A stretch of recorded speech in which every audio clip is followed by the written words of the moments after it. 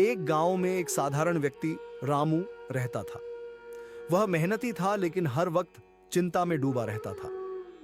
खेती-बाड़ी से उसकी जिंदगी चलती थी, पर अक्सर वह फसल खराब होने, परिवार की जरूरतों और कर्ज को लेकर चिंतित रहता। दिन रात चिंता में डूबे रहने से उसकी सेहत भी बिगड़ने लगी। एक दिन रामू के गांव में एक संत आए।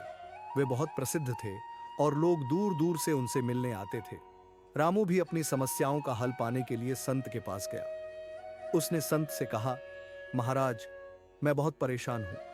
मेरे पास जो भी होता है उसे खोने का डर हमेशा लगा रहता है। मैं दिन रात चिंताओं से घिरा रहता हूं। कृपया मेरी मदद करें। संत ने मुस्कुराते हुए कहा, रामू, क्या तुम सच में अपनी चिंताओं से मुक्त होना चाहते हो?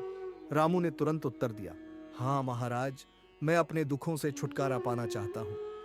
संत ने उसे एक पोटली दी और कहा, इस पोटली को एक हफ्ते तक अपने पास रखो, लेकिन एक शर्त है, जब तक यह पोटली तुम्हारे पास है तुम किसी भी चीज की चिंता नहीं करोगे।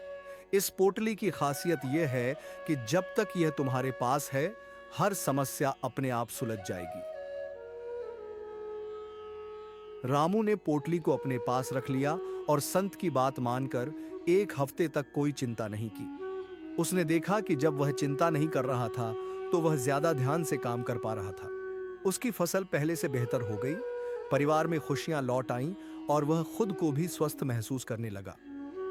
हफ्ते के अंत में रामू संत के पास गया और बोला, महाराज, यह पोटली तो सचमुच चमत्कारी है।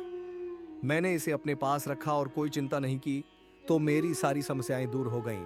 अब कृपया मुझे बताइए, इस पोटली का क्या रहस्य है?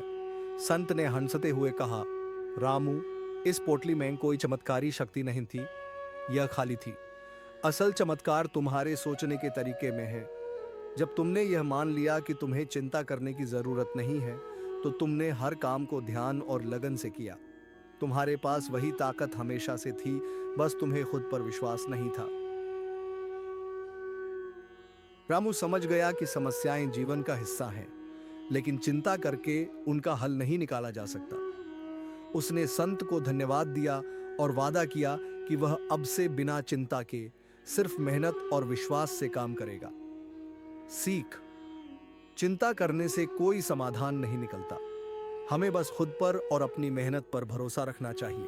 समस्याएं तो आएंगी, लेकिन सही सोच और आत्मविश्वास से हम उन्हें पार कर सकते हैं।